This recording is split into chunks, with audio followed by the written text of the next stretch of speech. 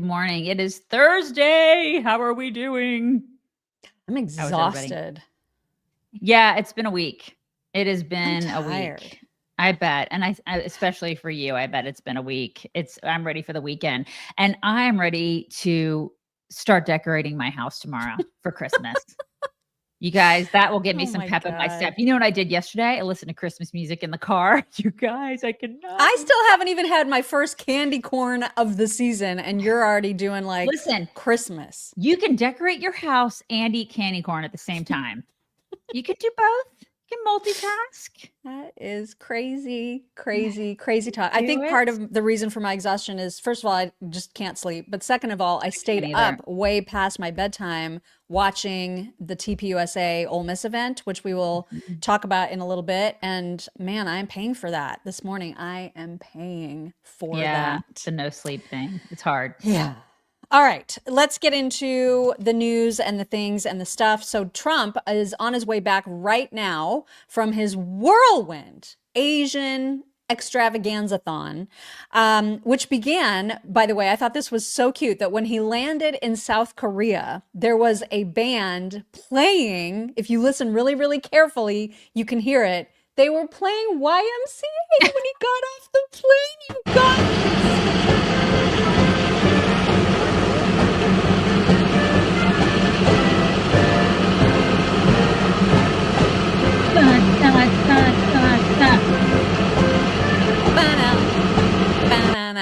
I mean, can you even? Oh my God, so cute. It's just really cute.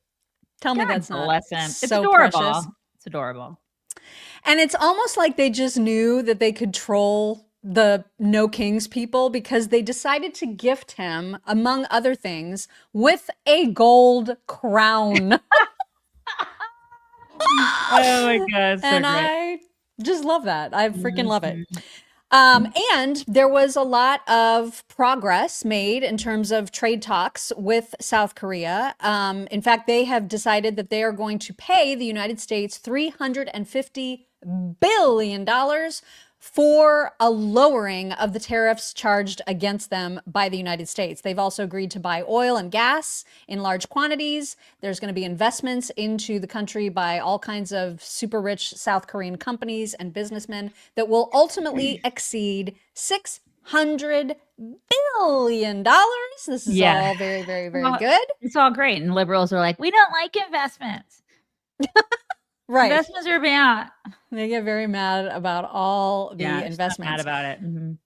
So overall, I mean, you have to admit he's gotten some good deals done in Asia. So Toyota is going to invest $10 billion in U.S. auto plants. There's a $30 billion partnership with Mitsubishi.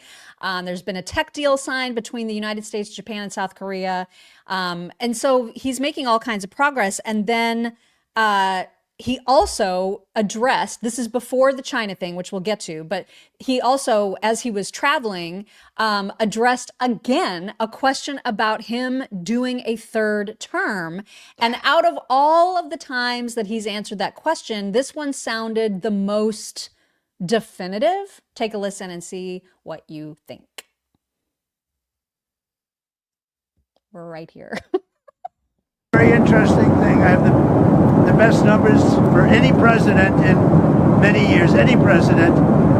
And I would say that if you read it, it's pretty clear. I'm not allowed to run. It's too bad. Yeah. President Trump confirms once again he is not allowed to run for president for a third term. Speaking on Air Force One today, he says although it's too bad he won't have another 4 years, there are a lot of great people to take on the role. Trump has touted Vice President JD Vance and Secretary of State Marco Rubio as two potential successors. So can we just stop with all He looks good, by the way. He looks like he's lost some weight. Trump? Is it just me? Yeah. No, because remember we showed that 2016 clip the other day and I was like, look at the difference. Yeah, he looks good. He looks healthy and good. People that think otherwise can suck it. They're just, I mean, I don't even know what their problem is. Like they're in just a totally different reality, 100% different reality. Totally. So early this morning, he had his meeting with President Xi of China. It was 90 minutes. He had expected that it could be a lot longer. Trump is saying, he is positioning it as though it was a huge, huge success. I don't know that there's this official giant deal in place, but there was certainly progress towards a deal. And apparently there's going to be another meeting between the two of them in April. Here is what it looked like when they first greeted each other. The President of the People's Republic of China. Good to meet you. Great pleasure to see you again. Good to see you again. Things are really good behind me? Yes. Me too. And we're going to have a very successful meeting, I have no doubt. President Xi looks like he's so But he's a very tough constipated. negotiator. That's Did not you hear good. that? He's a tough negotiator. Yeah. Yeah, hang on. That was the key part. But he's a very tough negotiator. That's not good. It'll be fine. That's He's not gonna- good, he said. He's going to be fine. Xi is he's just so evil. And just, Mean. yeah, like there's something, and sinister, you know? he just looks constipated and tyrannical. Yeah. Mhm. Yeah. So you'll see, and actually you'll read, because I always have you do that. You're going to read Yay. the Trump tweet, and it was a very long one about this meeting. He obviously tweeted it out, or Truth Socialed it out once he was on the plane. He's in the air right now coming home. But before we show you that tweet, Daisy needs to tell you about Beam. I do. Beam is awesome. Creatine's having a moment, you guys. They are having a moment right now. But it's not just a flyby supplement. It is one of the most well-researched supplements out there. Most people think that it's for like the big burly dudes at the gym to bulk up. But it's not just about building muscle, because I take it. I love it, even though it's awesome for that. Because especially when you're like a midlifer like me and you're trying to build or at least maintain some muscle, to maintain your bone density, because it all like goes together. That's my biggest concern right now. It is one of the most researched supplements for brain function and long-term health too, because beyond the muscle building, it has like energy. It's been hailed for energy and focus, longevity, all sorts of really great attributes to it. And Beam is our choice, definitely my choice, because it's clean, it's effective, it's made in America. They support quality jobs, they support values that we believe in. That's really important to us. There's no junk, it's science-backed, and it's really great stuff, you guys. So if you're looking to invest in a creatine supplement, this is the one, because it's the highest And it doesn't quality. taste. No, taste. there's no, you can put it in anything. Literally, you can put it in water, you can put it in protein shakes, juice, whatever. I kind of wish I would have started it like 10 years ago, because this stuff is bomb. And Beam is offering a limited time deal for our listeners. You can get up to 30% off your first order when you go to shopbeam.com/chicks. Use code chicks at checkout. That's shopbeam.com/chicks and use code chicks. Do it. Or you can just do your little phone up to the screen right now where there's a QR code. You can You also can do that. get to it that way. Yes. Which is very, very handy. All right. Are you ready to read Oh my gosh. his review of this meeting? I'm stoked about it. Here we go. All right, here it is. The first part. I had a truly great meeting with President Xi of China. There is enormous respect between our two countries, and that will only be enhanced with what just took place. We agreed on many things, with others, even of high importance, being very close to resolved. I'm sounding like Jessica Tarlov right now. I was extremely honored by the fact that President Xi authorized China to begin the purchase of massive amounts of soybeans, sorghum, and other farm products. Our farmers will be very happy. In fact, as I said once before my first administration, farmers should immediately go out and buy more land and larger tractors. I would like to thank President Xi for this. Additionally, China has agreed to continue the flow of rare earth, critical minerals, magnets, etc., openly and freely. Very significantly, China has strongly stated that they will work diligently with us to stop the flow of fentanyl into our country. They will help us end the fentanyl crisis. China also agreed that they will begin the process of purchasing American energy. In fact, a very large-scale transaction may take place concerning the purchase of oil and gas from the great state of Alaska. Chris Wright, Doug Burgum, and our respective energy teams will be meeting to see if such an energy deal can be worked out. All right, here's the next page of that. The agreements reached today will deliver prosperity and security to millions of Americans. After this historic trip to Asia, I am now heading back to Washington, D.C. I want to thank the great countries of Malaysia, Japan, and South Korea for being so generous, gracious, and hospitable. Also, Australia, Canada, New Zealand, Singapore, Thailand, and Vietnam, who were at the dinner last night, hosted by His Excellency Lee Jae-myung. Hundreds of billions of dollars are being brought into our country because of them. Our nation is strong, respected, and admired again, and the best is yet to come. Okay, this is great. I mean, that sounds very, very positive. I just don't know don't how else to take it. I just don't want Chinese students in our schools at such a level. Yeah, that would be great. We could just like limit that. Then maybe maybe just throw that in there in the deals that you're making. Not so many Chinese students. That would be good. But with President Xi, who is, of course, as you said, mean and sinister, he's constipated. You gotta trust but verify. Yeah. Trust but verify. Constipated and tyrannical. That's right. Yeah, he's bad news. But listen, I'm glad it went well. And again, this is the only president that could have made any kind of forward progress without bowing down and like giving up everything. You know what I mean? Mm-hmm. So that is good. And there's a lot of, in Texas, a lot of farmland, a lot of ranch land being bought. I was at one of those outdoor malls the other day. You know what I'm talking about? Those little those outdoor outlet malls. And I saw a bunch of there were like 5 what looked like Chinese businessmen in suits walking around, looking at things, taking notes. And I'm like, are y'all going to buy this too? You know what I mean? It was a little weird because they looked at a place and I don't know what was going on. I almost asked them. I almost just walked them and I was like, I wanted to say, what are you doing? Like, are you gonna buy it? Because I mean, if so, turn it into something even better. Like that would be cool, but because it's not that great of an outlet mall, you know what I mean? But at the same time, it does concern me because they are buying a lot of land. They're buying a lot of places. They're investing and we're not as Americans. And so that concerns me a little. I don't like that, you guys. There's way too much Chinese owned property, land, stuff in America for sure.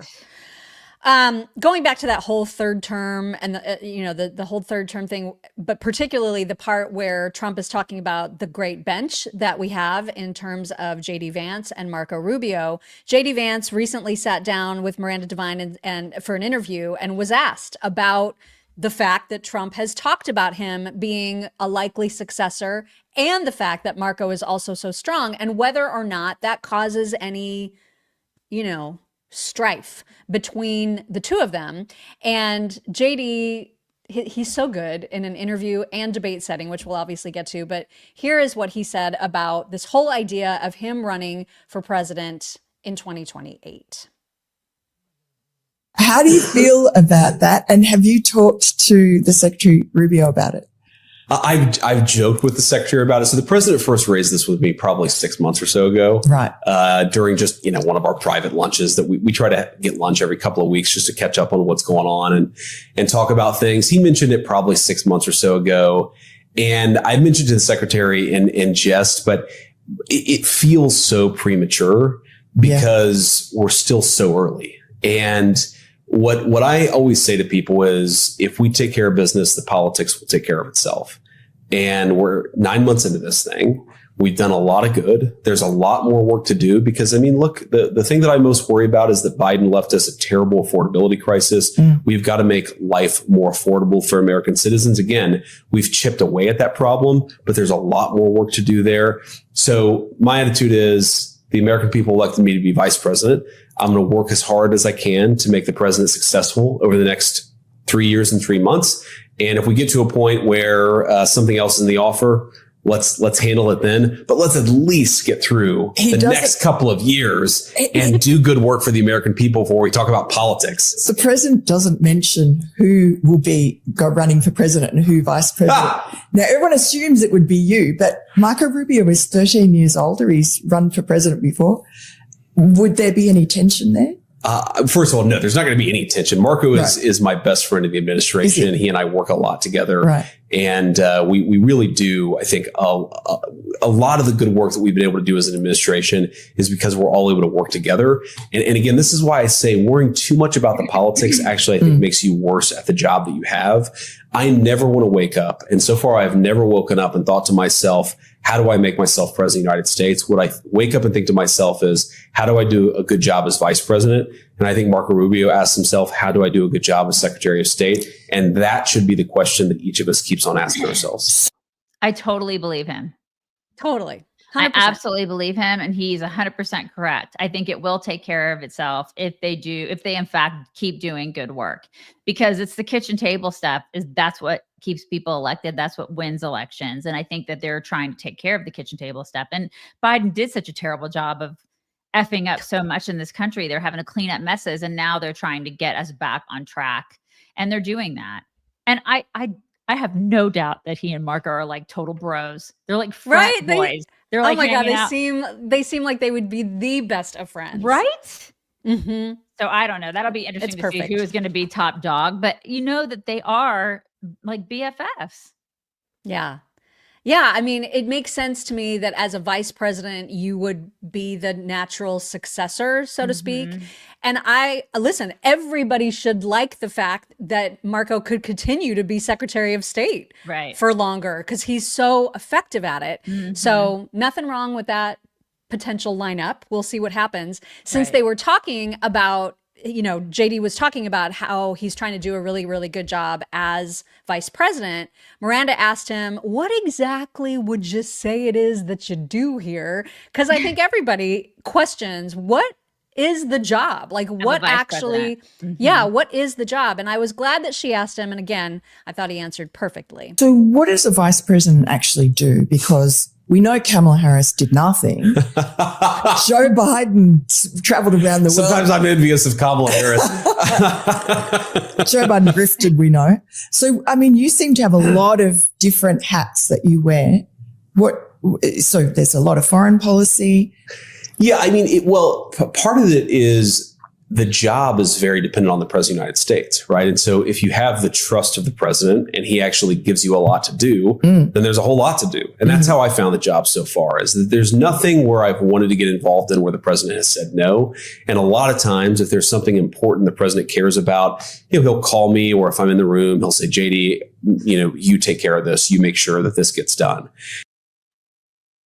I think there's a really healthy balance of trust between the two of them. There was another clip where he was talking about how, they'll have disagreements about policy, but ultimately, and he feels comfortable enough to give Donald Trump an honest critique of a policy that he disagrees with. But ultimately, the president makes the decisions. And when he does, JD said, then I take his lead and he's the president and I support his decisions. Right. And Trump is a businessman first and foremost. So he knows how to delegate to people who know how to do crap.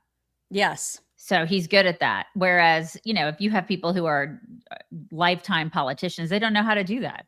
He does. He knows how to get crap done. He knows how to tap people, people who are competent, who know how to get things done. It's like, I need to find this project manager and this project manager, and then they're going to make me look good. He's brilliant at that.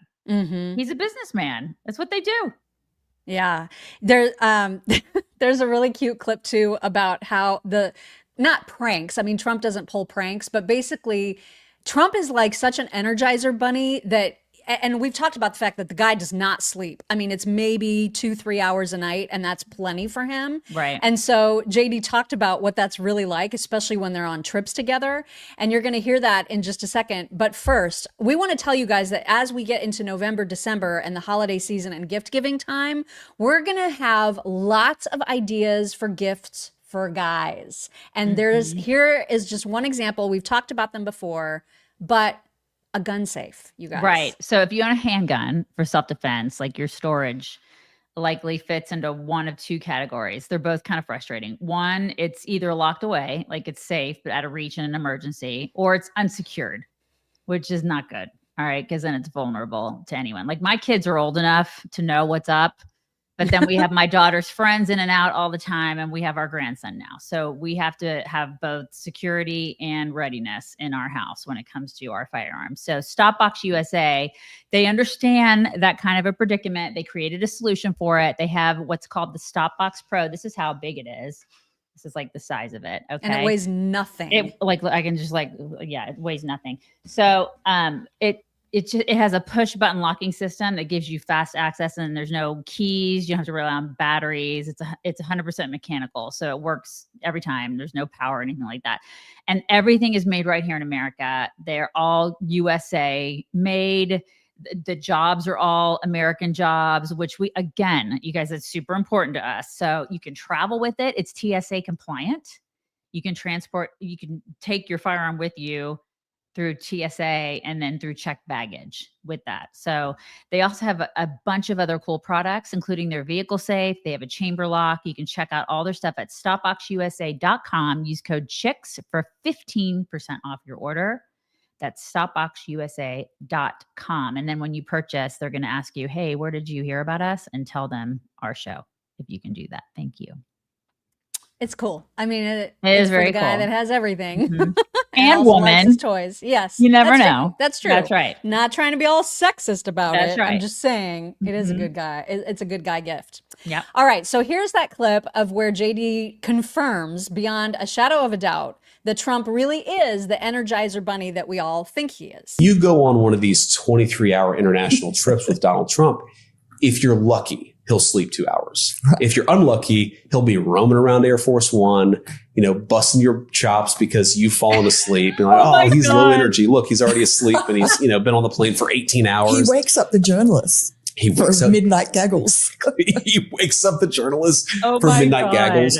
There is just something about him. And I don't know if it's, he's president of the United States for 4 years this term, and he's just so focused on getting as much as possible done. But he really sleeps less and still has more energy than anybody that I know that's 40 years younger than he is. And that is, you hear people talk about it. You wonder how true it is. Trust me, I've seen it from the inside. He has unbelievable energy. I believe that I don't know how anybody would question it. No. There's just no way that you can. I know. And there are people on the left that are like, he has dementia. Okay. Oh my God. You're out of your some people were mind. trying to cut like a clip. I forget where he was, where he was, I think it was Japan, where the Japanese prime minister was like leading him through a room to greet people. And so people were trying to compare that to that Georgia Maloney grabbing Joe Biden off from the distance. Remember when he was outside and he was like walking into, they were trying to compare the two and say it's the same. It's not the same. Oh my God. They are completely different. I cannot Yes. with the people. Cannot. All right, moving on. Of course, we are still shut down. And the leaders in the Senate, both Chuck Schumer and John Thune, they both have lost their tempers about this at this point. And so John Thune made a very aggressive speech about this on the Senate floor yesterday. And I got to say, it was kind of hot. Let me just point out, if I might, that we are 29 days into a Democrat shutdown. And the senator from New Mexico was absolutely right. SNAP recipients shouldn't go without food. People should be getting paid in this country. And we've tried to do that 13 times. And you voted no 13 times. This isn't a political game. These are real people's lives that we're talking about. And you all have just figured out, 29 days in, that, there might be some consequences. There are people who run out of money. Yeah, we're 29 days in. And they've done their best to make sure that a lot of these programs are funded. But at some point, the government runs out of money. 13 times, people over here voted to fund SNAP. 13 times they voted to fund WIC. My aching back. Finally realized this thing has consequences. Well, you know what? What Democrats are doing here. They're making plans to keep the shutdown going. Yup. Mm-hmm. I'm telling you, that was hot. It was. Right? I was a little turned on too. Not gonna lie. I was like, who else? Yeah. Come on, you can admit it. Come It's on, a women. safe It's okay. space. We're all here. We're all friends here. It's okay. He was like, I'm gonna turn this car around. And I was like, go ahead, daddy. It's okay. It's all right. He was so screaming, and then, it. but he's so like decent of a person that like Right. his version of cursing is to say, "My aching back." My aching back. I know, right? It's like, just say a curse word. It's okay. Go ahead. Go ahead, Thune. Because you know who does is Chuck Schumer, which you will see in a moment. But first, you have to see this headline from the Babylon Bee, which was so perfect. Democrats vow to starve as many food stamp recipients as it takes to get free health care for illegals. Could not be more apropos. They are insufferable. Mm-hmm. That's what it is. That's exactly what this is. And then people on the left are just like, what? What? It's Republicans, right? It's Republicans. That's what MSNBC. Mika told me that. So it must be true. Thumb up their butts. Oh my gosh. Idiots. So compare and contrast what you just saw from Senator Thune with this. Saturday, for the first time in American history, a vicious, heartless president is cutting off food stamps to hungry children, elderly who can't afford enough food to feed themselves, veterans who are down on their luck, all because he wants to use them as hostages so that Democrats will stop fighting for people's health care.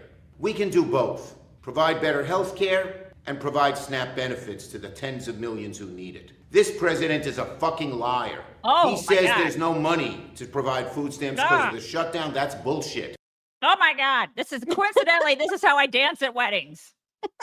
This is the extent of my mobility. Look at him with the words, yes, Deirdre, that was a real video. Real. It was real. That was 100%. Shut up, Chuck. You're the one who's doing this.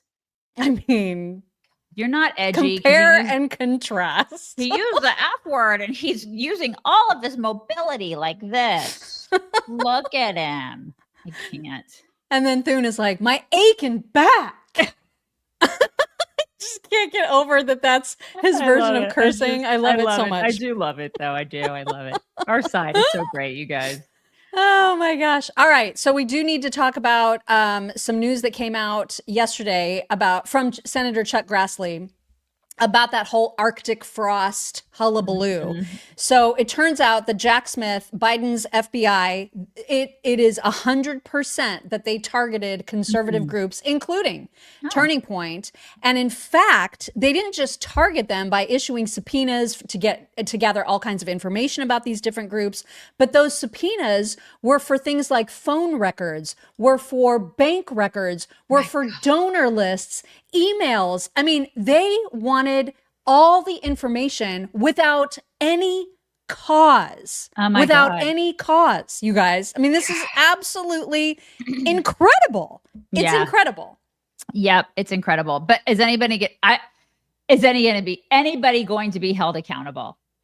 Well, they're certainly going to try. They're definitely going to try. I really hope so, because then they're saying that they found they're also finding bank accounts from the Bidens, like all this money that's been funneled from other countries. And I'm just like, okay, is anybody going to get in trouble? That's what I want to know. Cause I'm so sick of this, you guys. Like if I write a $10 check that is unaccounted for, the IRS is going to put me in jail, But Biden is rich off of the backs of me, who has been paying into the system since I was 14, and I've followed all the rules. Why do these jackholes get to break all the rules and break laws and nothing happens to them? But if I do the tiniest little thing, my ass goes to jail. Why is that? I'm sick of that. That's where our founders are spinning in their graves because they're like, that's not the way it was supposed to be, you guys. That's not. I mean, there's so much stuff that's out of whack in our country when it comes to welfare and all this, just a ton of stuff. But this is a really huge problem, is that these people that work for us live by a whole different set of rules. And it's not okay. No, it's absolutely not. And now there's so much evidence that has dropped showing that all of those state cases into Trump were not actually state cases. Oh my it God. all leads back to Biden. His Department of Justice, his FBI used proxy attorney generals to cripple Trump, the lawyers, the electors, the entire MAGA movement. It's disgusting. And Greg Price commented on this whole hullabaloo, saying the same people telling you that democracy is under assault every single day in Trump's America were just fine with the U.S. government under Biden being turned into an actual Soviet-style KGB agency dedicated to going after their political opponents. Right. Could not be more accurate. Then put these people in jail. I want to see people perp walked. I want to see them embarrassed. I want to see them dragged out of their homes in the middle of the night. Yes, like please. we've seen. And I want it broadcasted on all the networks, and I want to see them go to jail. That's what I want to see. I'm not the only one. Gosh, it's unbelievable how corrupt that whole administration was. It is unbelievable. And they're still screaming it. They're still saying that Trump is a threat to democracy. Right. Stop it. And they're Stop calling it. our side fascists. Okay. Right. Exactly. My God. That's what this is. This is fascism. Enough already. Mm-hmm. And then, of course, we talked about this yesterday too. The issue of the Autopen continues to be a huge, huge deal. And there was testimony from one of the board members of the committee that was investigating this whole thing that was really, really interesting to listen to. It's just a minute. But it really, I think, puts a fine point on how serious, how egregious this entire Autopen scandal really is. Take a listen to this. Oh, I have to press play. Sorry. Here it is for When you. the president signs, he communicates his assent and endorsement of the action he takes. The Autopen is a device that signs the president's signature to a document. The Oversight Project, of which I am a board member, has discovered that the Biden White House deployed an Autopen to affix President Biden's signature to pardons, prison commutations, executive orders, and presidential proclamations. The Oversight Project's research has found that the Biden White House first deployed the Autopen to affix President Biden's signature to a proclamation on day 5 of his administration, and that there were at least 3 different Autopen signatures in use throughout President Biden's tenure in the White House. In June 2022, the Biden White House began deploying the Autopen to sign clemency warrants and executive orders. Autopen use skyrocketed from there. We found that of the 51 clemency warrants issued during the Biden presidency, over half, 32 in total, were signed with an Autopen. And these include some of the most controversial acts of clemency of the Biden presidency, including death row commutations and the preemptive pardons of members of the Biden family, Dr. Anthony Fauci, General Mark Milley, and more that were issued in the final days of the Biden presidency. We reviewed President Biden's schedule and his publicly available media and were unable to find any record of President Biden's personally approving these actions, such as a statement issued by the president himself to reporters. Unbelievable. Right? Especially with Fauci. Wow. Oh, God, Fauci. And I know that there's like a crisis potentially like of unprecedented, because it's unprecedented, especially when it comes to the commutations and the pardons. Like, how do you walk those back? How do you But yeah. for people that hadn't ever gone to jail yet, like Mark Milley, like Anthony Fauci, that's not so hard to me. You know what I mean? If they're clearly guilty and the pardons are null and void, throw their asses in prison. I totally agree. Especially Fauci. Fauci. I know, right? God. You know, Rand Paul is salivating. Oh my gosh. I know. And we both get rat faces when we do that. We're always like, yeah, we look like possum person when we do that. Which is why we probably need to use our bond charge masks today. It's true. I know. I use it a couple times a week. I'm loving it. I just love it. It makes me relax too, because I don't relax very well. It's been a game changer for me. They also have the red light toothbrush, you guys, which is like a sonic cleaning plus the red light for healthier gums. It's genius. Mock loves that because I love it because she's had the gum surgery, and so she doesn't want to have to do that again. Which, if you are if you're into that, and wanting to make sure your gums are really super healthy. And as we get older, that's important. You should check that out too. They have the Bond Charge red light toothbrush, but the face mask, I don't have to go to a spa or a wellness center. I like the convenience of it. And my skin's getting brighter. I get like 15 minutes of spa time a few times a week in my own house. I don't have to see people, which is great. I don't like to people during the week. I'm surprised that you actually, just knowing you, that you don't actually do things while you're wearing it, because you can. You know, it is just moldable. I did at first, and now it's like, it actually is the one thing, you know, I don't nap, you know, I'm a terrible napper. It actually makes me go to sleep for like 15 minutes, which is crazy. It's the only thing that works. It helps me take like a 15-minute little mini nap. So it's been nice. And then you can travel with it. You can take it on work trips. We have one coming up. And we don't want to F with our faces, but this is the way to make your skin brighter and healthier naturally. Bond Charge is awesome. It's like skincare amplified. So go to bondcharge.com/chicks, use code chicks, save 15%. That's BONcharge.com/chicks. Do it. Do it. All right. This next video that you're about to see, I was blown away by this. So I remember seeing this squirrely little soy boy guy on various news programs being titled, like his little title that they put on the Chiron read, Biden advisor, Biden spokesperson. Like that was his actual job, is to serve as a mouthpiece for Joe Biden. His name is Ian Sams. And now, because, you know, there's all this video coming out about the Autopen, about all the people around him, what they knew, etc. Ian Sams, as the spokesperson, okay, for Joe Biden, as one of his actual mouthpieces, met personally with Biden. Guess how many times? I can't even venture. I can't. You can't. And that's why I'm just going to play the video, because you will not freaking believe this. How often would you say that you interacted with the president in person? I interacted with him pretty infrequently. So weekly, monthly, what are we talking about? Very infrequent.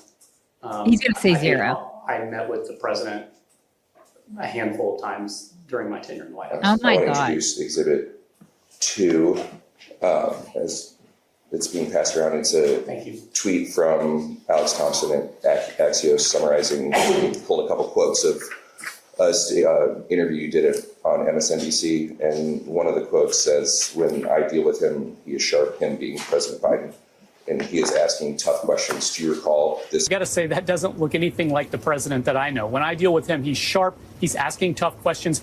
That's the President Biden that so many of us experience every single day. So this statement, the basis for this statement was your interactions somewhere between 1 and 5 times. Oh my God. Yes. Okay. Do you think that's a bit misleading? I think it was pretty direct and honest, and said that when I do deal with him, he's, you know, sharp, and he was asking incisive questions during my meetings. Full of crap. Dealt with him 5 times in 24 months. Oh my God. That's not exactly a large scope of knowledge on how he interacts with staff. You don't think it's missing some context?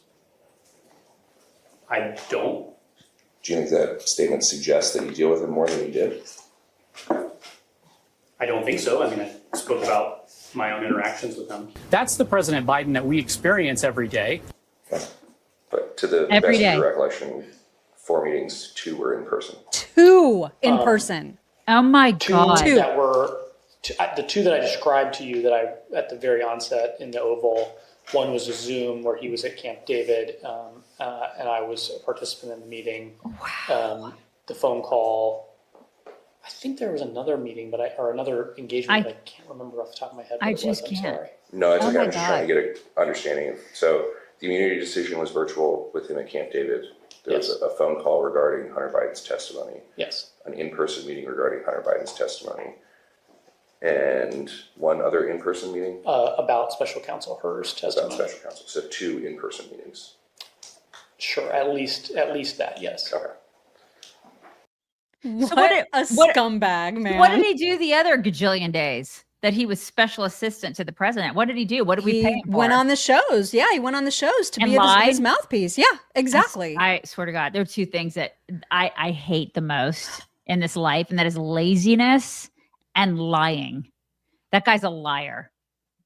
I can't. And still, like the fact that he knows he's been caught, he knows how bad this looks, and yet he's like, this is doubles fine. Down. Just doubles down with disgusting. The lies. People that double down with the lies are even worse. Right? I mean, it's God. Just so vile. So vile. Also, there is, gosh, I just forgot her name. I think her last name is Ferguson, but I can't remember her first name. But there is an Australian journalist who sat down with Kamala on her book tour. She's traveling the world now. And this journalist actually journalisted. Like, she really did the things, and she made Kamala look like the absolute idiot that she is. And so she was trying to get an answer from her about Joe Biden, whether or not Kamala had any responsibility to address his fragility that was obvious to the entire world. And instead of answering that question, Kamala went on this huge tear about Trump. So this journalist interrupts her, and that's where you're going to pick up on this interview, and just watch how testy, how Kavanaugh Kamala comes out, because she gets mad. She does not like being challenged, you guys. Why does she think running for president is harder than being president? But she doesn't really think that. That's her excuse now, but she doesn't really think that. But just putting that out there makes her look like a colossal dumbass. Yeah. And that completely discredits everything that she says. It discounts her from being president. It discounts her from being a logical adult. Especially when she discounts her own thoughts about it. Back on the campaign trail, she tried to accuse Trump of not being fit to run for president. I mean, just listen. Being president of the United States is probably one of the hardest jobs in the world. And so we really do need to ask if he's exhausted being on the campaign trail. Is he fit to do the job? Yeah. Yeah. Is he fit to do that job? You just cannot make this stuff up. Do they not know that videos exist? From They like always 5 forget. minutes ago? Yeah. They always forget. The one that forgets it the most is Hillary. There was one more question that I grabbed because she does not like this line of questioning at all. And it's just fun to see her squirm. Here's another quick example. We need to become friends with the lady in the white suit. I know. I love her. I like her. I like her a lot. She's so good. Yeah. Gosh, she's so good. She's just like, I don't like you. And I'm going to ask some questions that are make you really uncomfortable. And it's going to be fun. And then I'm going to make fun of you for not answering the question and pivoting like a world-class champion at pivots. World-class pivot. Yeah. Oh, so good. All right. And then apropos of absolutely nothing, I had to include this like 4-second clip of Nancy Pelosi inexplicably deciding to put on a very heavily Southern accent. Oh, okay. I don't know why. It didn't go over well, but here's what she said about people of faith. You're people of faith? You go to church on Sunday and pray in church on Sunday and pray on people the rest of the week? What is this? What is this? What was that? She is insane, you guys. That shit crazy, that one. Oh my God. And it was a terrible, terrible Southern accent. Terrible. It was pretty bad. It was pretty bad. Why is she wearing so much green lately? She's just like a green Is bean. Yeah, she's been wearing a lot of yellow and green lately. It's weird. And she's shriveling. She's shriveling. Have you noticed that? I mean, I know we're going to all do that as women. We're going to all kind of shrivel a little.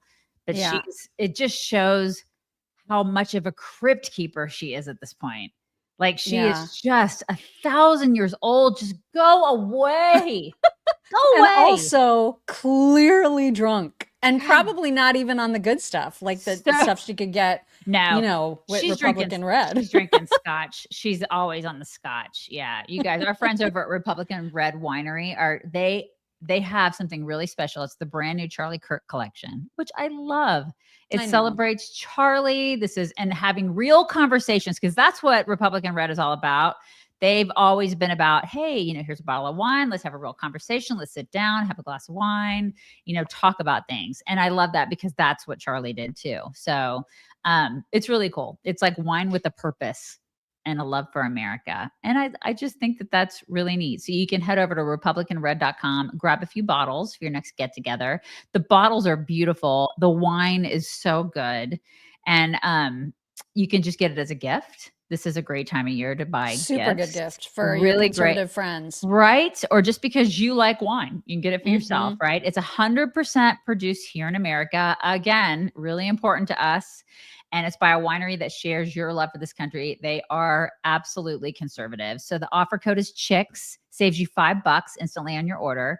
And they have a grand old wine club where you can get deeper discounts, exclusive bottles, and all sorts of like special perks. And they have all sorts of different personalities, like with their different wines and the labels and stuff like that. So it's really cool. Stay tuned for the Charlie Kirk collection. It's coming, but you can stock up on, they have a limited edition Midnight Hammer Magnum right now, but go to republicanred.com while supplies last. You can use the code CHICKS to save $5 off your order. That's republicanred.com, code CHICKS. Do it. Whiny, wine. All right. So again, part of the reason for my exhaustion is because I stayed up way too late watching Erika Kirk and JD Vance at Ole Miss at the TPUSA event there, which was humongous. I think they had at least 10,000 people in the arena. They had to turn about that many away, which is absolutely incredible. And, you know, both of them, it would be impossible. You just need to watch it. Like if you have not watched the whole thing, watch her entire speech, watch his entire speech and his debate with some of the students. By the way, most of them were really weird, I have to say. At Ole Miss? Really? Yeah. Like the people that ended up asking questions, there were a few that were so weird. So weird. But anyway, that's just one more reason that you need to watch it. Okay. But here is one clip. Here's one example of what Erika said to the students, calling them the courageous generation. You are the courageous generation. That's what you are. All of you. Gen Z, you are the courageous generation. Hear me when I say that. My husband believed that to his core. That's why he went on campuses. That's why he was trying to reach you. You are the courageous generation. Own it. Make him proud. And students beyond Ole Miss, if you are pursuing a chapter on your campus, harness this amazing opportunity to advocate for something that you truly believe in. Yeah. I love that message. And I have a lot of faith in the next generation and Gen Zs. You know, when that possum-faced lady with venom spewing out of her face, when she says there's more of us than there are of you, I'm like, I think you're wrong. I really do. I think she's wrong. And I think a lot of it has to do with the fact that I think we have Gen Z, you guys. I think we do, because I've got a conservative kid. She has conservative friends. And I think those are the kids who are going to be running circles around these depressed, blue-haired weirdos one day. I really believe that. You can't convince me otherwise. I know that there are people out there like, I don't know. It looks kind of bleak. I worry not that they're not conservative, but I worry that too many of them that say they're conservative are groypers. And there's a lot of those weirdos out there. In fact, you can tell the groypers in the debate questions even. There were a couple people that tried to bait JD Vance into, talking about, well, there was one in particular, this guy who was clearly a groyper plant guy who was saying that there was ethnic cleansing happening in Gaza. I mean, all this nonsense. And there's people criticizing JD for being too soft in his reply. I thought he did a marvelous job, but just be prepared for the fact that there are people who are very pro-Israel like we are, but these very pro-Israel people are not happy with how JD Vance they believe that JD Vance has gone the way of Tucker and that he's so tight with Tucker that he's not going to say in as strong of terms about the United States support as they would like him to say. But I thought he did a very politician, tactful, diplomatic balance of what he needed to say about how Israel does not control President Trump, which is so often this ridiculous accusation. And it had to be hard to be able to be that balanced. So I thought he did great. I thought there was one moment where he was clearly talking to Tucker and to Ian Carroll and to all the idiots who were like, if we bomb that nuclear facility in Iran, then we're going to have American troops going to war for Israel. That obviously was not the case. And he called them out, I thought, really, really well. Here's an example. That the president of the United States was going to get us into a multi-100,000 troop regime change war for Israel. This was 4 months ago. This was 6 months ago. Now, the people who accuse the president of the United States of wanting to get us into a regime change war for Israel, I wonder if they stepped back and said, you know what, we were wrong about that. Because the president of the United States did not want to get us into a regime change war for any other country. He wanted to knock out a nuclear facility and get everybody back home, and that's exactly what he did.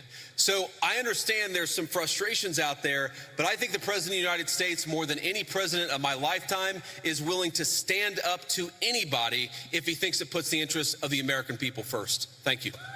Yeah, he doesn't want prolonged wars, and he's proven that. That's, I mean, you can't dispute that. Right. And so, you're going to see this ridiculous kid, claiming there's ethnic cleansing in Gaza. Do I wish that JD Vance would have said, I reject the premise of the beginning of your question? Yes, I do wish that. But I also think he was focused on other parts of the question and just didn't address that. You know what I mean? I give him some grace for how he did answer it. I know a lot of people are angry at him. Anyway, here is the back and forth and you can decide. Ethnic cleansing in Gaza. I'm just confused why this idea has come around, considering the fact that not only does their religion not agree with ours, but also openly supports the prosecution of ours. Yeah, so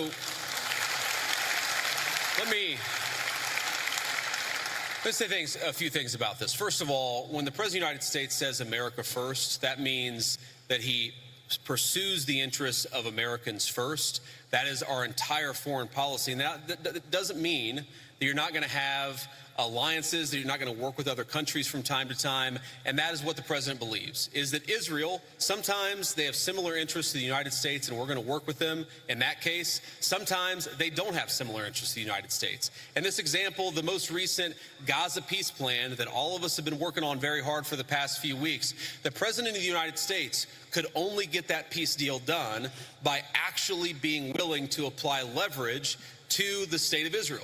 So when people say that Israel is somehow manipulating or controlling the president of the United States, they're not controlling this president of the United States, which is one of the reasons why we'd be able to have some of the success that we've had in the Middle East.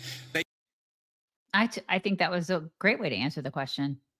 It was fine. But again, there's people like that kid, first of all, calling it an ethnic cleansing, it's just not. And so I would have liked pushback on that. But again, I give him grace and I understand that he wanted to make the point about how Israel is not in control of Donald Trump. But he also just completely glossed over the fact that this kid was saying that Judaism it basically can't get along. It wants to eradicate Christianity, which is nonsense. This is a Judeo-Christian nation as much as these Groyper idiots are trying to pretend otherwise. And so that's why there's been some pushback that I've seen. Here's just an example of somebody like Marina Medvin said, insane anti-Israel question full of propaganda was posed to JD Vance, and he responded by adding his own fuel to the fire, absolute dumpster fire. But now I understand why he's such good friends with Tucker and why Tucker's son works for JD. So you're going to see some people that were not altogether pleased with JD's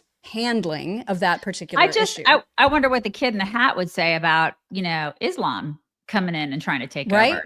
because that's what people are saying they wish JD would have said. That's exactly right. Yeah, you just never hear any of these kids talk about that. It's one thing I talk about with my kid, because maybe it's because she's a girl. I don't know. Maybe it's these boys are not concerned about it because the boys don't have to give a shit. The girls do, because the girls are completely and totally oppressed under Sharia law, and they're oppressed in the Muslim religion. So I don't know. Maybe they just don't have to care. Girls have to care. Yeah, there's, it was it was a missed opportunity to address the rise of anti-Semitism, just in general. But to be fair, that specific question did not come up. It was very, very busy. It was like nonstop. And JD's speech, he had brought like a prepared speech with him. And then at the very beginning was like, I'm not using this. I'm just going to talk off the cuff. I feel like I do better, with that anyway. And it was great. Like, his speech was great. Most of his back and forth with the students was great. There was this super irritating, I think she was an Indian woman, who wanted to monopolize all of his time, spent like 10 minutes asking like 9 questions in a row. It was so obnoxious. And one of them was, you're married to a woman who is like ostensibly Hindu, but like really atheist, and like, how do you bring up your kids if you don't agree on religion? And she was so hostile about it. And he did a beautiful job answering that question about how, yeah, it's true. He used to be agnostic. Usha is pretty much still agnostic, but they're raising their kids Christian. He is devoutly Christian, and he hopes that his wife joins him in that faith at some point, but she's got free will. God made her that way. They talk through their issues. I mean, it was a really, really good answer. And I just don't know why some of the people that came were so joink, joink, joink. They were so weird. Yeah. They were so weird. Yeah, that is kind of weird, especially at Ole Miss. Right? It's a little weird. Yeah. Yeah. A little weird. It was just, yeah, it was a little strange. Interesting side note about this whole event. Andrew Colvett said, just found out that there was a counter event tonight at Ole Miss with former Senator Heidi Heitkamp and Ro Khanna. Their event drew just over 100 people. Meanwhile, TPUSA drew 15,000, 5,000 couldn't get in. They emailed 13,000 adult registrants that they couldn't come because they were so full. Yeah. But tell me how you guys have more people on your side. This is the thing. This is why I'm just not buying what they're selling. I'm not buying what Possum Lady is selling about how we have more people. Okay. Maybe you do. Maybe you have more Karens on your side. I'm sorry. My dogs are going crazy, you guys. I apologize. I don't know what's out there. I think it's a cow. I think they're like, we've never seen a cow before. They just live here. So we're going to bark at them. I'm sorry. Uh-oh. Okay. Somebody was calling and I just want to make sure it wasn't something urgent. Okay. Moving on. Again, we can't cover the whole thing because it was too long, but you should absolutely watch the entire thing. I continue to have all the support in the world for JD Vance. Even if he didn't answer every question to exactly my satisfaction, I thought he did a fantastic job. He's amazing. So AI, we talk about AI all the time and how it freaks us out and how it should be burned with fire and all of that. At the same time, there are some valid uses of it, and leave it to Glenn Beck to create something amazing from AI. So he is introducing something called George AI, and it's his creation, and he will explain it to you and show a sample of it right here. And I want to show you just a quick clip of George AI. May the grace of God be upon us all, now and forevermore. They have no right to tax us like this. They're robbing our freedom. Soldiers, listen to me now. The harder the conflict, the more glorious the triumph.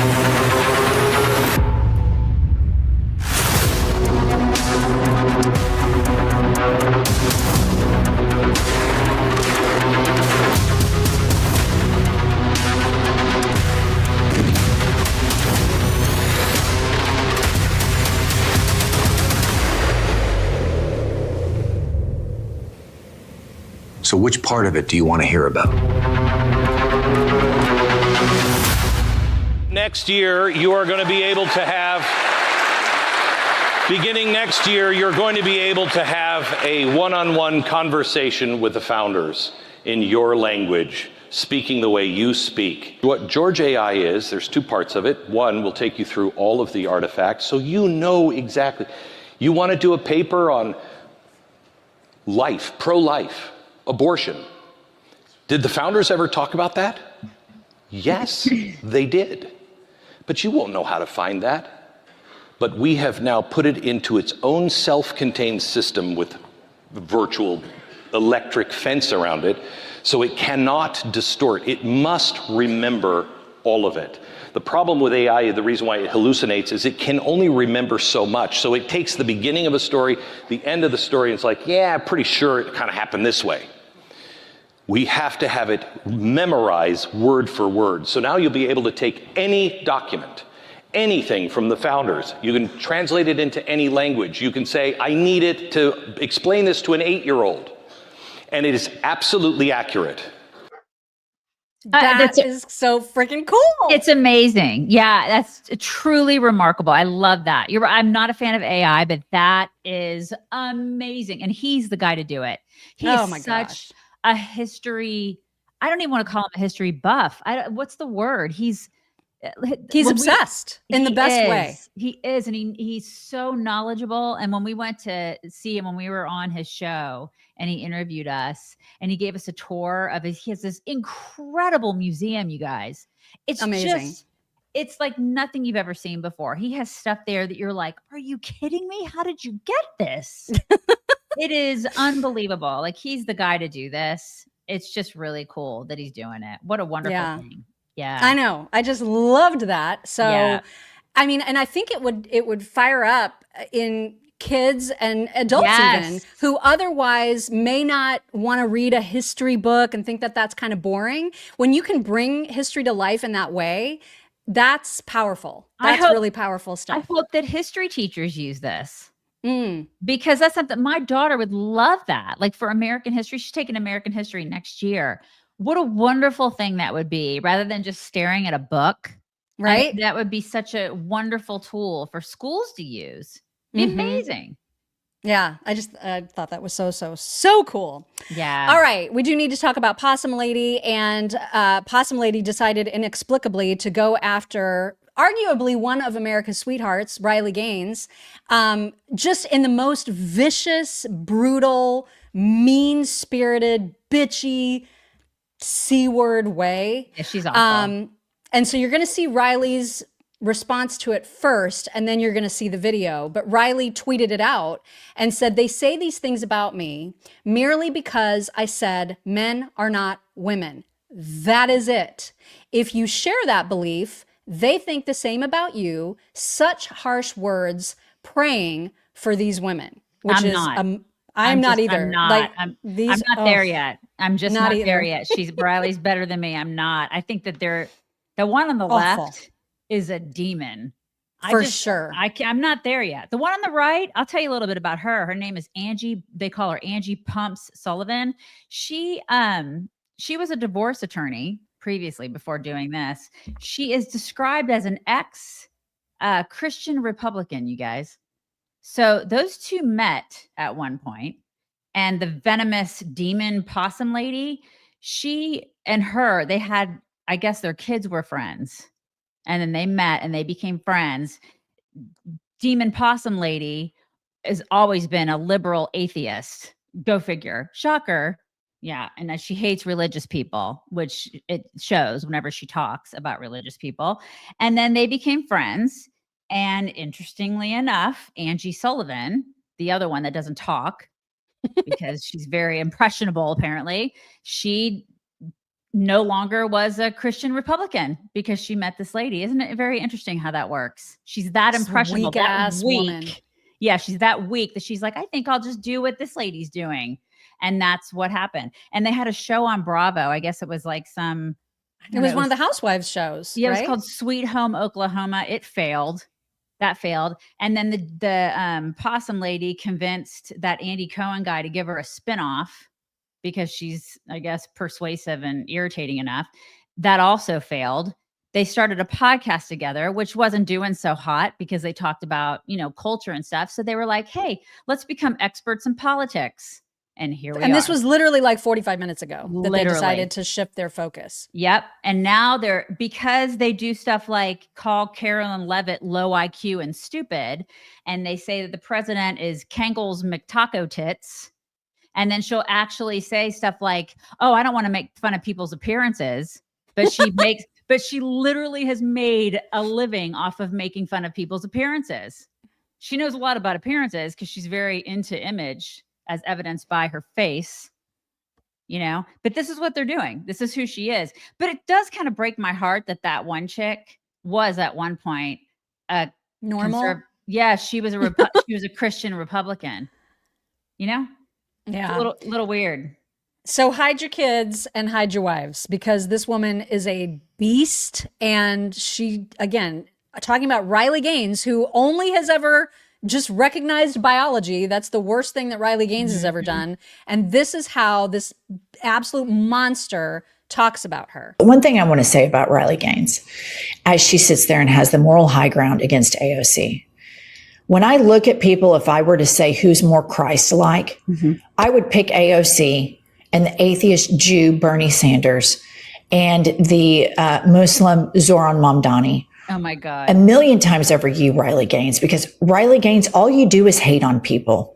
You are wound up like a cheap clock over trans people. You show them no grace, no compassion. You defend billionaires. You cheer and celebrate when children are zip tied. And then you have the audacity to get on television and try to lecture people who fight for the people that are suffering, that stand and put their arms around people that need sanctuary. And you try to act like you're better than they are. You're an insufferable twat. Nobody likes you. And no matter what, you will always have been the dumb bitch that tied for 5th place. And the only place that you could get a job is at bottom feeder Fox News, you insufferable twat. Nobody likes you, except for the other fake Christians that enjoy in their spare time watching children get zip tied and then sit there and justify it while they read the Bible with their hideous crucifixes around their necks. So fuck you, Riley Gaines. I have never seen a lawyer so mute. Have you? Right, especially a divorce one. I thought that they were like, right. I mean, I've never seen one so pathetic and mute as that chick right there with the weird glasses. Honestly, the glasses track though. I guess that's part of when you become liberal, you got to get a pair of those glasses and plastic surgery apparently. So I'm assuming that she would allow her daughter, because she's got a daughter and 2 sons. So I'm assuming she'd be delighted if her daughter was in a locker room. Let's all get real. Her daughter doesn't play sports. I'm assuming she doesn't. But if her daughter played sports and wasn't a trust fund baby like her, then I would imagine that she would be okay with her daughter being in a locker room with a 6'4" dude showing his junk, right?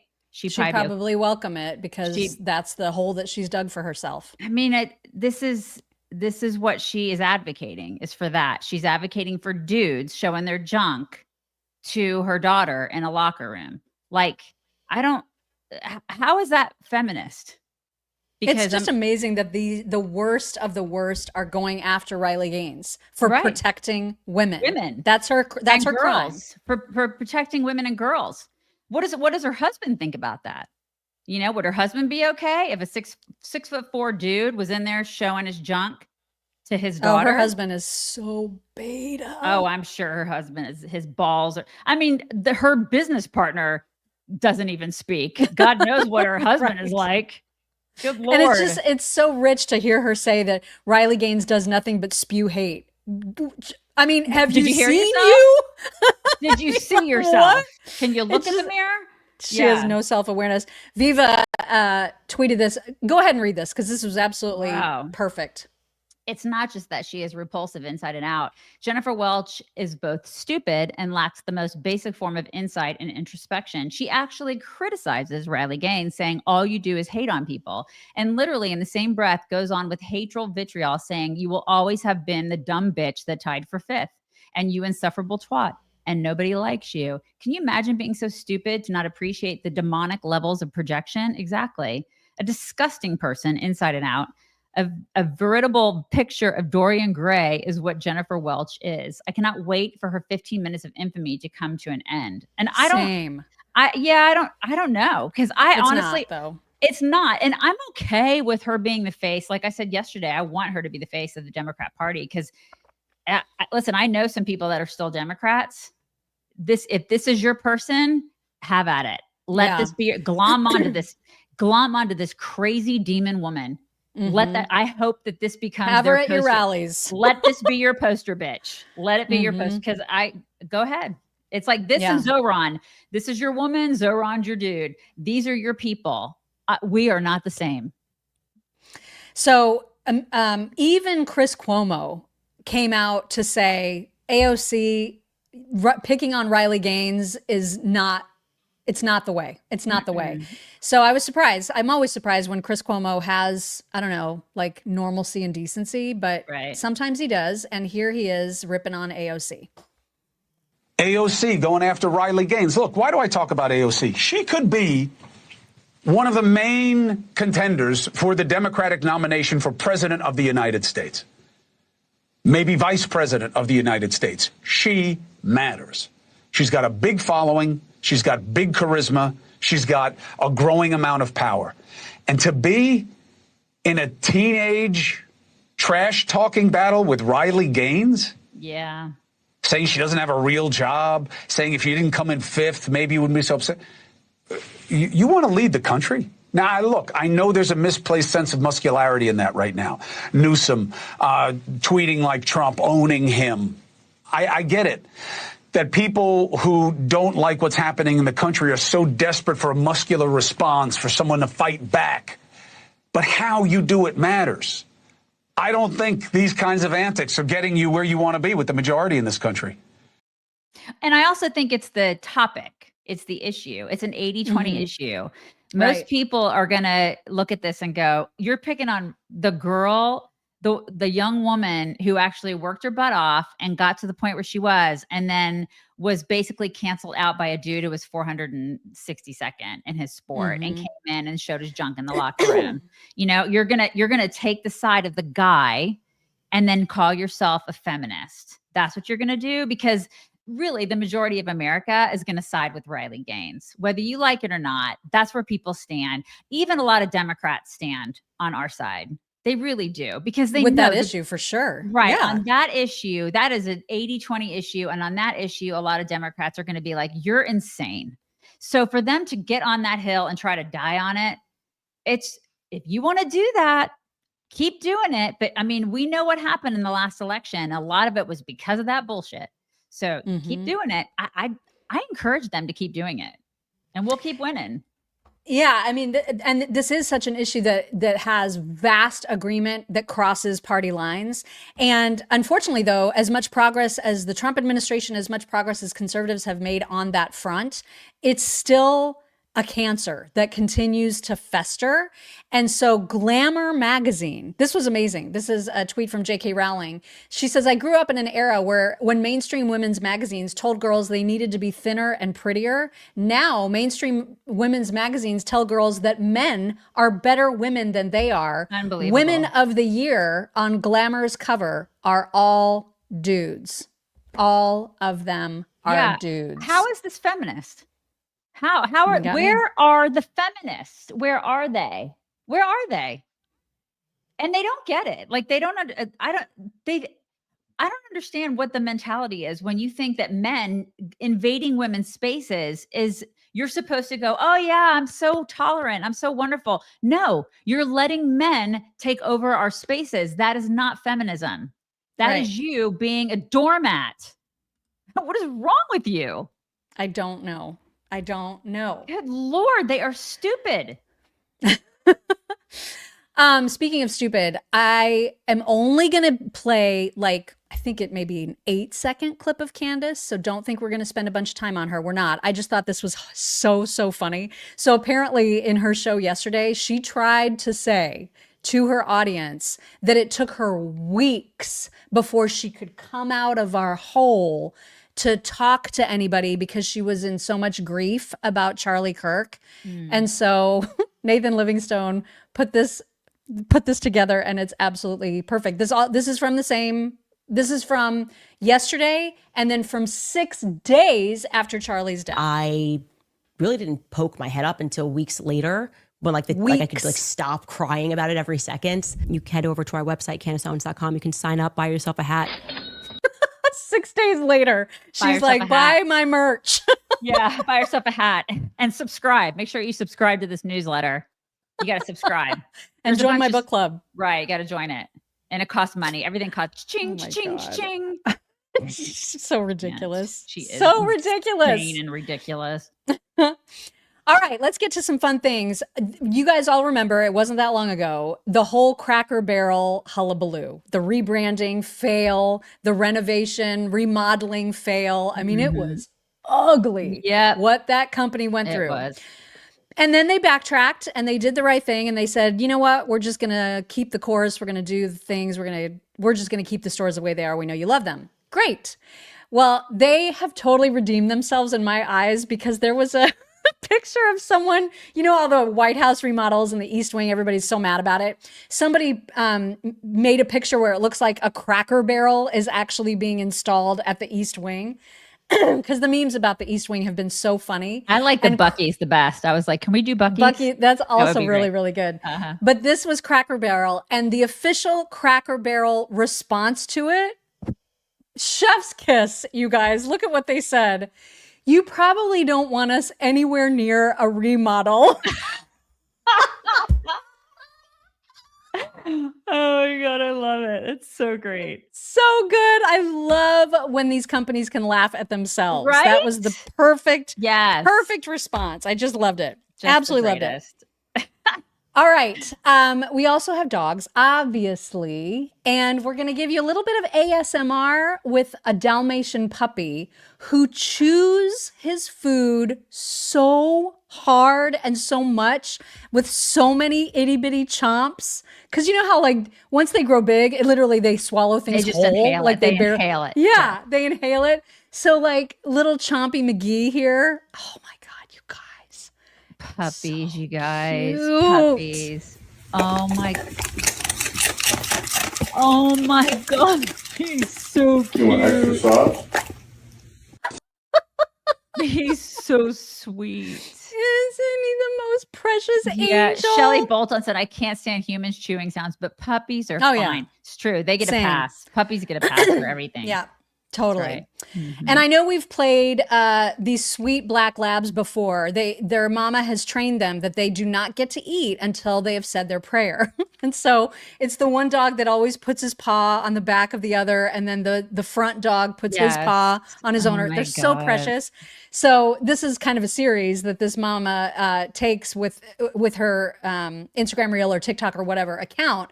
She's always posting these videos, and they are getting less patient with the prayers. I'll just put it that way, but still so good. Watch. And they get the best dinners. Oh my God, I would totally eat their dinners. Look how they look so good. Look how sweet they are. But they can't eat. Not until it's pray time. There. Gosh, they really do get good dinners, don't they? Right? Okay. Wow. Not you in a rush. So fancy. He's like, sit down. Let's get this over with. How about today? Can I have Buddy back up? Back up. Oh my gosh. I can't. Okay. All right. Are they praying? God is good. God is great. Let us thank him for our food. By his hands, we all are fed. Thank you, Lord, for daily bread. Oh Amen. Oh my gosh, I can't. That is darling. Aren't they the sweetest? Oh my God. Darling. So precious. All right. And now you're about to hear from another not from the Black Lab, but from the Black Lab's owner. This is Maury. And Maury has an emotional support carrot.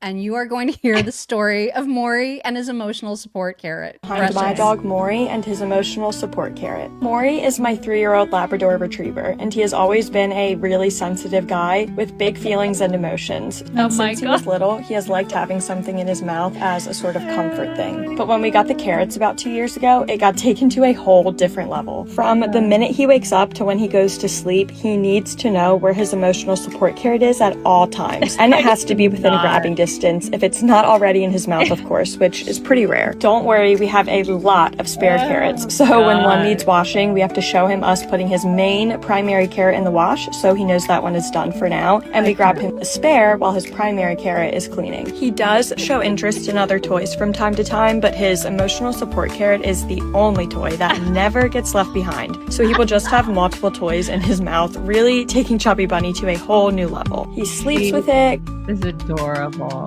Grabs it when he's really happy or sad, and basically all other times of the day. He even has an extra large emotional support carrot for when he has extra large feelings. He's a full body wagger too. I love it when they full body wag. you know how boxers do that? Boxers full body wag. Yeah, it's my favorite. Their whole body is just like, it's the best.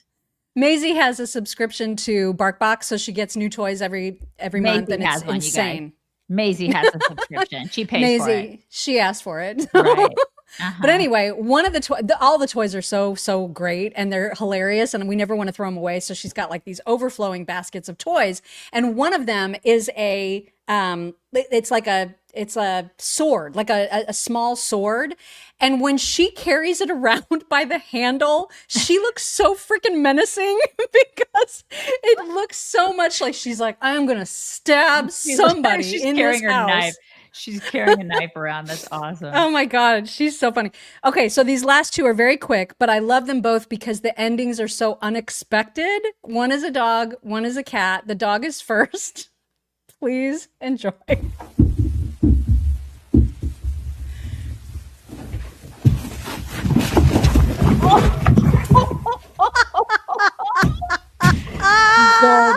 Goldens are so awesome. That's so typical Golden. That's the greatest world. That's a golden retriever. That's what they do. So I was not expecting that, and I also was not expecting this of a cat who's like showing you how much he can show, like spread his toe beans. I was also not expecting this ending.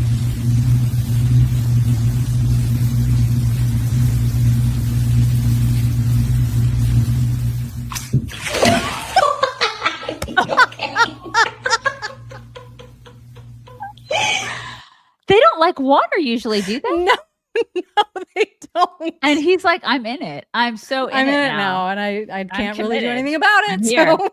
Okay.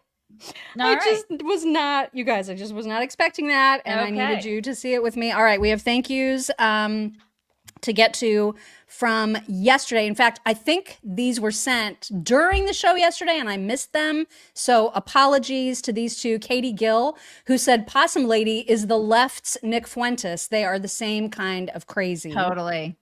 And then also this other one I think came yesterday from Joe Robin, who said it's kind of funny that our president has 5 kids, 3 baby mamas, lives in government housing, has an immigrant wife, and the Democrats still don't like him. That's great. Let's see. We also have one from Deanna Hale. With people in fear of losing their government-funded benefits with the shutdown, and they still support Mamdani, Amy Jo, you could take Possum Face. She totally could. Well, she is skinny. She's really skinny. Yeah, I feel like I could. Let's see. We also have to thank... Who is next? Oh, Anna Meese for donating to the Cerebral Palsy Foundation for my boy. Thank you very much for that. Anna. So appreciate that. And Julie McPherson on PayPal said, God bless you both. I stumbled across your channel this year and I'm hooked. You're the most authentic people out there. Thank you.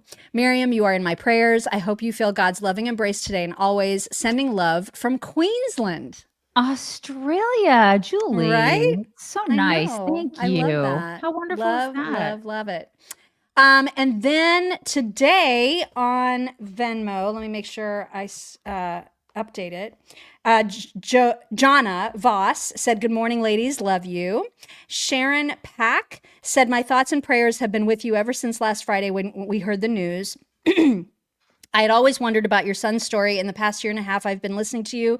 And then just 2 weeks ago, the hour-long show that you did about a year ago popped up on my feed, and I listened to you tell his whole story. I'm so grateful to have heard it and know even better how I can pray for you. Sending you all the love and prayers as you continue to walk through the coming days." Thank you so much. Deanna Hale said, "Here is some money in honor of our fur baby Dino, who crossed the Rainbow Bridge yesterday with us at home. We rescued him. He was an amazing first pet for our son who grew up with him. Our hearts are broken, but we know he's perfect with God. Cheers." And I think this is Oh, Dino. what a sweet baby. Sorry Sweet about baby. I'm that. so sorry. That's so hard.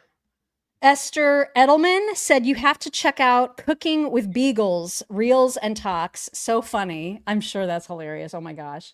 Minnesota Solar Baby on Locals said, "Chucky just needed a sombrero and a maraca in each hand to make that reel perfect." And Roth Lady Wright said, "I'm so tired of these loudmouth psycho women claiming to be feminists cussing out actual strong women. These women, the ones that made it bad for men to open the door for women, treat us like princesses, treat us like women, are now okay with men being women.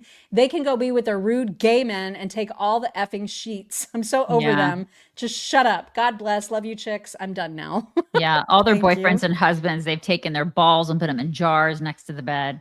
Yep. If their husbands are lucky, because most of Pathetic them don't have losers. access or reach to their balls anymore. That's right. They're gone. They're gone. Now you. CNoons Thursday, or as we say in the office, day 4 of the hostage situation. We'll get through the week with each other. Love y'all. Balls. Thank you, CNoons. Marcy Perales. I did it. I did it. Good morning, Mock and Daisy. Have a wonderful Thursday. Daisy, I have you beat. My tree is up, waiting till Saturday to decorate the house, though. Much love. I cannot wait tomorrow after the show. I'm doing everything. Everything's going to be decked out. I'm going to have music on. I cannot wait. I'm so excited. Boom on Y'all are 8. crazy. I know. I'm crazy. I don't care. I own it. Boom Mama 8. Did y'all see that South Korea had a band that played YMCA for Trump when he arrived? Yes, we did. And we played it. You need to rewind. You need to rewind the show and watch the very beginning. We absolutely did. Boom Mama 8. Robin Zecca, I love you, and we are all there to hold you up. The next few months will be difficult. Just know you have our prayers. Please donate this to whatever CP charity you wish in your beautiful Thomas's memory. Thank you. That's very sweet, Robin. Kristen Thompson, hugs from Kristen. Robin Dye, read JD's Hillbilly Elegy. Movie is not good. I like the movie, but The Mock book always is so much better. The book is really, really, really good. Yeah. Yeah. Curio 23. Daisy, check out wallabies, half the size of a kangaroo and not as big as an asshole. I have been saying this. Take my money. Okay. So they don't have as big of an asshole? Is that like, or are you saying they're not as big of assholes? I'm assuming you probably mean both are true. maybe honestly, the former because and the latter. wallabies are very mild mannered. Okay. They're very, very sweet. Okay. Yeah. Cause I'm always afraid that kangaroos are going to get jacked up and like get in a fight with me. They can get Well, just kinda don't mean. give him like a weight bench and then it'll be fine. They work out like an inmate. That's what they do. All right. Kristen H. Possum Lady has to be getting paid by the DNC. Also, the children's zip tie thing is so easily debunked. It was a dad playing cops and robbers with the son and the left ran with it. Possum, be gone. Yeah. I am wondering about her and the podcast and who's funding it and how that's working. And just because of the discourse that they use and who they're going after and the opportunities that they've gotten.